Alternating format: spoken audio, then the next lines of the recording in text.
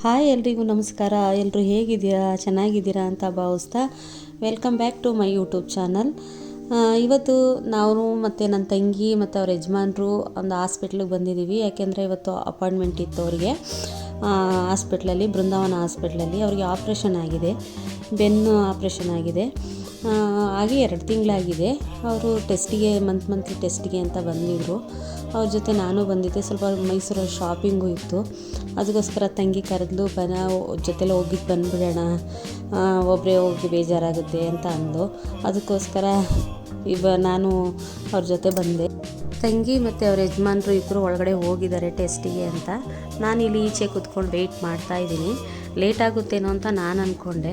ಅಷ್ಟರಲ್ಲಿ ನೋಡಿದ್ರೆ ಅವಳಾಗಲೇ ಬಂದು ಮೆಡಿಸಿನ್ಸ್ ತೊಗೋತಾ ಇದ್ದಾಳೆ. ನನಗಂತೂ ಆಶ್ಚರ್ಯನೇ ಆಗೋಯ್ತು. ಅರ್ಧ ಗಂಟೆನೂ ಇಲ್ಲ ರೀ ಒಳಗಡೆ ಹೋಗಿ ಅವರು ಟೆಸ್ಟಿಗೆ ಮುಗಿಸ್ಕೊಂಡು ಬಂದಿದ್ದು. ಒಂದು 10 ನಿಮಿಷ 1/4 ಗಂಟೆ ಇರ್ಬೋದು ಅಷ್ಟೇ. ಎಷ್ಟು ಬೇಗ ಆಯಿತು ಅಂತಂದರೆ, ದೊಡ್ಡ ಹಾಸ್ಪಿಟ್ಲ್ ಅಲ್ವಾ, ಚೆನ್ನಾಗಿ ದುಡ್ಡು ಖರ್ಚು ಮಾಡಿದ್ರೆ ಬೇಗನೆ ಆಗುತ್ತೆ ಅಂತ ಅರ್ಥ ಆಯಿತು. ಅಲ್ಲಿಂದ ಮುಗಿಸ್ಕೊಂಡು ನಾವು ಇಲ್ಲಿ ಸ್ಮಾರ್ಟ್ ಬಜಾರ್ಗೆ ಬಂದ್ವಿ. ಸ್ವಲ್ಪ ಶಾಪಿಂಗ್ ಇತ್ತು ಅಂತ ಹೇಳಿದ್ನಲ್ಲ, ತಂಗಿನೂ ಸ್ವಲ್ಪ ಬಟ್ಟೆ ತೊಗೋಬೇಕಾಗಿತ್ತು ಮತ್ತು ಏನೇನೋ ತೊಗೋಬೇಕಂತ ಅಂದ್ಲು. ಅದಕ್ಕೆ ಅಲ್ಲೇ ಹತ್ರ, ಹಾಗಾಗಿ ಸ್ಮಾರ್ಟ್ ಬಜಾರ್ಗೆ ಬಂದೆ. ಅಲ್ಲಿ ನನ್ನ ಮಗಳು ಫ್ರೆಂಡ್ ಇದ್ದಾರೆ, ಸಾಕಮ್ಮ ಅಂತ. ಅಲ್ಲಿ ನೋಡೋಣ ಅಂತ ಬಂದಿದ್ದೀವಿ. ಬಟ್ಟೆ ಎಲ್ಲ ಚೆನ್ನಾಗಿರುತ್ತೆ, ಆಫರು ಬಿಟ್ಟಿರ್ತಾರೆ, ಚೆನ್ನಾಗಿ ತೋರಿಸ್ತಾರೆ ಅವರು, ಸಾಕಮ್ಮ ಅನ್ನೋರು. ಹಾಗಾಗಿ ಪರಿಚಯ ಇದ್ರಲ್ಲ ಅಂತ ಅಂದ್ಬಿಟ್ಟು ನಾವು ಅಲ್ಲಿಗೆ ಬಂದ್ವಿ ಬಟ್ಟೆ ತೊಗೊಳ್ಳೋಣ ಅಂತ. ಕಲೆಕ್ಷನ್ ಎಲ್ಲ ತುಂಬ ಚೆನ್ನಾಗಿದೆ, ನೋಡ್ತಾ ಇರ್ಬೋದು. ತುಂಬಾ ಚೆನ್ನಾಗಿದೆ ಕಲೆಕ್ಷನ್ಸ್ ಎಲ್ಲ.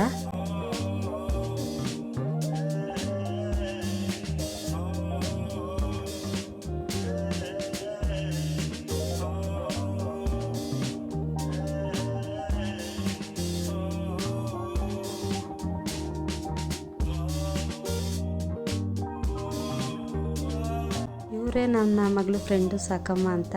ಮುಖ ತೋರಿಸಿಲ್ಲ, ನಾನು ಅವ್ರ ಪರ್ಮಿಷನ್ನು ಕೇಳಲಿಲ್ಲ, ಮುಖ ತೋರಿಸ್ಬೋದಾ ನಿಮ್ಮದು ಅಂತ. ಯಾಕೆಂದರೆ ಒಬ್ರಿಗೆ ಇಷ್ಟ ಇರುತ್ತೆ, ಒಬ್ರಿಗೆ ಇಷ್ಟ ಇರಲ್ಲ. ಹಾಗಾಗಿ ನಾನು ಇಲ್ಲಿ ಸ್ವಲ್ಪ ಹೈಡ್ ಮಾಡಿದೆ ಅವ್ರದ್ದು ಮುಖನ. ಇನ್ನೊಂದು ಸರಿ ಹೋದಾಗ ಖಂಡಿತ ಅವ್ರ ಮುಖ ತೋರಿಸ್ತೀನಿ ಕೇಳಿಕೊಂಡು. ಬಟ್ಟೆ ಎಲ್ಲ ಚೆನ್ನಾಗಿ ತೋರಿಸ್ತಾರೆ, ಆಮೇಲೆ ಕಡಿಮೆನೂ ಹಾಕಿಸ್ಕೊಡ್ತಾರೆ, ಸ್ವಲ್ಪ ಡಿಸ್ಕೌಂಟು ಮಾಡಿಸ್ಕೊಡ್ತಾರೆ. ಆಮೇಲೆ ರಿವ್ಯೂ ಚೆನ್ನಾಗಿ ಕೊಡ್ತಾರೆ. ಅದು ಚೆನ್ನಾಗಿರುತ್ತೆ, ಇದು ಚೆನ್ನಾಗಿರುತ್ತೆ, ತಗೊಳ್ಳಿ ಅಂತ. ನಮಗೆ ಅದು ತೊಗೋಬೇಕಂತ ಗೊತ್ತಾಗಿರಲ್ಲ ಅಲ್ವಾ. ಎಲ್ಲ ಕಡೆ ಕರ್ಕೊಂಡೋಗಿ ಎಲ್ಲ ಕಡೆ ತೋರಿಸ್ತಾರೆ ಪಾಪ. ತುಂಬ ಚೆನ್ನಾಗಿ ನಮಗೆ ರೆಸ್ಪಾನ್ಸ್ ಮಾಡ್ತಾರೆ ಅವರು. ಹಾಗಾಗಿ ನಾವು ಅಲ್ಲಿಗೆ ಹೋಗೋದು ಜಾಸ್ತಿ.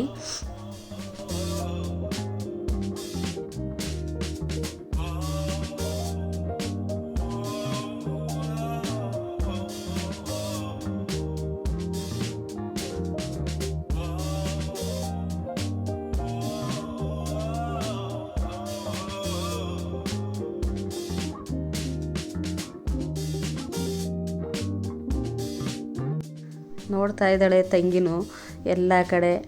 ಟಾಪ್ಗಳಾಗಿರ್ಬೋದು ಮತ್ತು ನೈಟ್ ಪ್ಯಾಂಟ್ಗಳಾಗಿರ್ಬೋದು, ಡೈಲಿ ವೇರ್ಗೆ ಎಲ್ಲನೂ ತುಂಬ ಚೆನ್ನಾಗಿದೆ. ಸ್ವಲ್ಪ ಆಫರು ಇತ್ತು, ಸ್ವಲ್ಪ ಮಾಮೂಲಿ ರೈಟೇ ಇತ್ತು.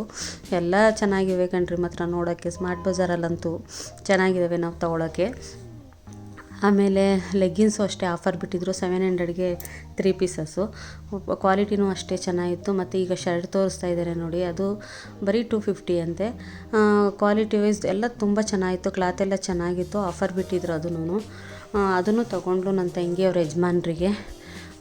ಶರ್ಟ್ ಅಂತೆ, ಪ್ಯಾಂಟ್ ಅಂತೆ, ಮತ್ತು ಜೊತೆಲಿ ಮಗು ಬಂದಿತ್ತಲ್ಲ, ಮಗು ಬುಜ್ಜಿಗೂ ತೊಗೊಂಡ್ಲು ಒಂದು ಜೊತೆ. ಮತ್ತು ಅವಳು ಲೆಗ್ಗಿನ್ಸ್ ತೊಗೊಂಡ್ಲು, ನಾನು ತೊಗೊಂಡೆ.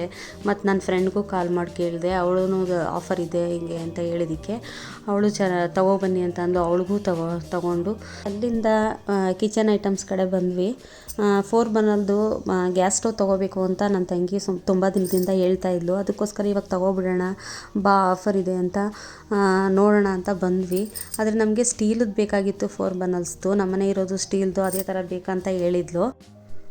ಇಲ್ಲಿ ನೋಡಿದ್ರೆ ಗ್ಲಾಸ್ದಿತ್ತು. ಗ್ಲಾಸ್ದು ಬೇಡ ಅಂತ ನಾನೇ ಹೇಳಿದೆ. ಯಾಕಂತಂದರೆ ನಮ್ಮ ಮನೇಲಿ ತೊಗೊಂಡಿದ್ದು ನಾವು 1-2 ವರ್ಷವೂ ಬರಲಿಲ್ಲ, ಸಿಡ್ದೋಗ್ಬಿಡ್ತು ಗ್ಯಾಸ್. ಅದು ಸ್ವಲ್ಪ ಬಿಸಿ ಅದಕ್ಕೆ ಸ್ವಲ್ಪ ನೀರು ಬಿದ್ದರೆ ಸಾಕು, ಸಿಡಿದ್ಬಿಡುತ್ತೆ ಗ್ಯಾಸು. ಹಾಗಾಗಿ ಬೇಡ ಕಣಪ್ಪ, ಸ್ಟೀಲ್ದೇ ತೊಗೋ ಅಂತ ಹೇಳಿದೆ. ಬೇಡ ಅಂತ ಅಂದ್ಬಿಟ್ಟು ಇಲ್ಲಿ ಬೇರೆ ಕಿಚನ್ ಐಟಮ್ಸು ಎಲ್ಲ ನೋಡೋಣ ಅಂತ ಬಂದ್ವಿ. ತುಂಬ ಚೆನ್ನಾಗಿದೆ ನೋಡೋಕ್ಕೆ.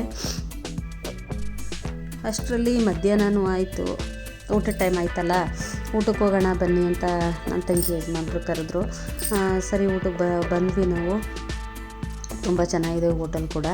ಯಾವಾಗಲೂ ಏನಪ್ಪ ಇವರು ಹೋಟ್ಲು ಮತ್ತು ಊಟ ಇದನ್ನೇ ತೋರಿಸ್ತಾರೆ ಅಂತ ಅಂದ್ಕೊಳ್ಬೇಡಿ.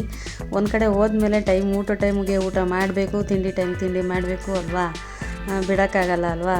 ಹಾಗಾಗಿ ಊಟಕ್ಕೆ ಬಂದಿದ್ದೀವಿ. ಯಾರು ಏನೂ ಅಂದ್ಕೋಬೇಡಿ, ಬರೀ ಊಟನೇ ತೋರಿಸ್ತಾರೆ ಇವ್ರು, ಏನಪ್ಪ ಹಿಂಗೆ ತಿಂತಾರೆ ಅಂತ ಅಂದ್ಕೋಬೇಡಿ ನೀವು. ಹೇಳ್ತಾಯಿದ್ದೀನಿ ಮೊದಲೇ. ಫುಲ್ ಮೀಲ್ಸೇ ತೊಗೊಂಡ್ವಿ. ಚೆನ್ನಾಗಿತ್ತು ಊಟ ಕೂಡ, ತುಂಬ ಚೆನ್ನಾಗಿದೆ ಊಟ, ಟೇಸ್ಟಾಗೂ ಇತ್ತು ಚೆನ್ನಾಗಿ.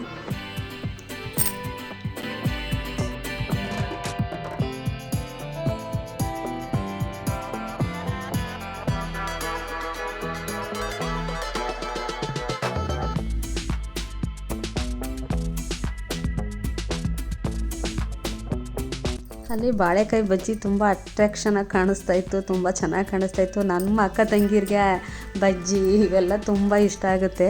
ಹಾಗಾಗಿ ನನ್ನ ತಂಗಿ ಯಜಮಾನ್ರಂತೂ ಎಲ್ಲೋದ್ರೂ ತೆಗೆದುಕೊಡ್ತಾರೆ. ಪಾಪ ಬಜ್ಜಿ ಆಗಿರ್ಬೋದು, ಏನೇ ಆಗಲಿ ನಾವು ಸ್ನ್ಯಾಕ್ಸು ಇಷ್ಟಪಡ್ತೀವಿ. ನಾವು ಸ್ವಲ್ಪ ಕುರುಕು ತಿಂಡಿ ಜಾಸ್ತಿ ನಾವು ಅಕ್ಕ ತಂಗಿರು, ಹಾಗಾಗಿ ತೆಗೆದುಕೊಡ್ತಾರೆ. ಎಲ್ಲ ಊಟ ಮುಗಿಸ್ಕೊಂಡು ಈಗ ಮತ್ತೆ ವಿಶಾಲ್ ಮಾರ್ಟಿಗೆ ಬಂದ್ವಿ. ವಿಶಾಲ್ ಮಾರ್ಟಲ್ಲೂ ನೋಡೋಣ ಸ್ಟೌವು ಮತ್ತು ಏನೇನು ಆಫರ್ ಬಿಟ್ಟಿದ್ದಾರೆ ನೋಡ್ಕೊಂಡು ಹೋಗೋಣ ಅಂತ, ಹೆಂಗೋ ಬಂದಿದ್ದೀವಲ್ಲ ಹಾಗಾಗಿ ನೋಡ್ಕೊಂಡು ಹೋಗೋಣ ಅಂತ ಬಂದಿದ್ದೀವಿ ವಿಶಾಲ್ ಮಾರ್ಟಲ್ಲಿ. ಅಲ್ಲಂತೂ ಸಿಟಿ ಮಧ್ಯೆ ಇರೋದಕ್ಕೂ ಅದು ಮಾಲು ತುಂಬ ರಶ್ ಜಾಸ್ತಿ ರೀ. ಯಪ್ಪ, ನೋಡ್ಬೋದು ನೀವು ಎಷ್ಟು ಜನ ಇದ್ದಾರೆ ಅಂತ. ಒಳಗಡೆ ಹೋಗೋಕ್ಕೂ ಅಷ್ಟೇ ಅಷ್ಟು ರಶ್ ಜಾಸ್ತಿ. ನಾವು ನೋಡಿದ್ವಿ ಒಳಗಡೆ ಎಲ್ಲ ಹೋಗಿ. ನನ್ನ ತಂಗಿನೂ ಸುಮಾರು ಐಟಮ್ಸ್ ತೊಗೊಂಡ್ಲು, ಅಲ್ಲೂ ಎಲ್ಲ ನೋಡಿದ್ಲು, ತಗೊಂಡ್ಲು. ಹಾಗಾಗಿ ಅಲ್ಲಿ ನೋಡಿಬಿಟ್ಟು ಅಲ್ಲಿ ಸ್ವಲ್ಪನೇ ತೊಗೊಂಡಿದ್ದು ವಿಶಾಲ್ ಮಾರ್ಟಲ್ಲಿ, ಅಷ್ಟೇನು ತೊಗೊಳ್ಲಿಲ್ಲ ನಾವು. ಸ್ವಲ್ಪ ಪರ್ಚೇಸಿಂಗ್ ಮಾಡಿ ಮತ್ತು ನಮ್ಮ ಬುಜ್ಜಿ ಬಂದಿದ್ನಲ್ಲ ಅವನಿಗೆ ಸ್ವಲ್ಪ ಆಟ ಸಾಮಾನು, ಅವನೇ ಶಾಪಿಂಗ್ ಚೆನ್ನಾಗಿ ಮಾಡಿ ಅಲ್ಲಿಂದ ಮುಗಿಸ್ಕೊಂಡು ನಾವು ತೊಗೊಂಡಿದ್ವಲ್ಲ ಶಾಪು, ಸ್ಟವ್ ತೊಗೊಂಡಿದ್ದು ಶಾಪು, ಅಲ್ಲಿಗೆ ಬಂದ್ವಿ ನಾವು. ಅಲ್ಲೇ ತೊಗೊಂಡ್ವಿ ಸ್ಟವ್ ಕೂಡ ಅಲ್ಲೇ ತೊಗೊಂಡ್ವಿ. ಪ್ರೈಸು ಅಷ್ಟೇ ಕಡಿಮೆನೇ ಹಾಕ್ಕೊಟ್ರು. ಅದು ಮುಗಿಸ್ಕೊಂಡು ಬಂದು ಇಲ್ಲಿ ತ್ರಿಬಲ್ ಹೋಟ್ಲ್ ಇದೆಯಲ್ಲ, ಅಲ್ಲಿ ಒಂದು ಪಾನಿಪುರಿ ಚೆನ್ನಾಗಿ ಮಾಡ್ತಾರೆ ಅಂತ ಹೇಳಿದ್ರು ನಮ್ಮ ತಂಗಿ ಯಜಮಾನ್ರು. ಅಲ್ಲಿ ಪಾನಿಪುರಿ ಕೊಡಿಸಿದ್ರು. ತುಂಬ ಮಳೆ ಬರ್ತಾಯಿತ್ತು. ಆ ಪಾನಿಪುರಿ ಖಾರವಾಗಿ ಮಾಡಿಕೊಟ್ಟಿರೋದಕ್ಕೂ ಅದಕ್ಕೂ ತುಂಬ ಚೆನ್ನಾಗಿತ್ತು. ತುಂಬ ಎಂಜಾಯ್ ಮಾಡ್ಕೊಂಡು ತಿಂದ್ವಿ. ಮೈಸೂರಿಗೆ ಇಲ್ಲೇ ಬಂದು ಪಾನಿಪುರಿ ತಿನ್ಸ್ಕೊಳ್ಳೋದು ಯಾವಾಗಲೂ. ಹೌದಾ, ಸಕ್ಕತ್ತಾಗಿರುತ್ತೆ. ಹಳೇ ಸ್ಟೋರಿ. ಇದಾಗಿತ್ತು ಇವತ್ತಿನ ವಿಡಿಯೋ. ನಿಮಗೆ ವಿಡಿಯೋ ಇಷ್ಟ ಆಗಿದೆ ಅಂತ ಅಂದ್ಕೊತೀನಿ. ಇಷ್ಟ ಆಗಿದರೆ ಲೈಕ್ ಮಾಡಿ, ಶೇರ್ ಮಾಡಿ, ಸಪೋರ್ಟ್ ಮಾಡಿ, ಸಬ್ಸ್ಕ್ರೈಬ್ ಮಾಡ್ಕೊಂಡು ನೋಡಿ.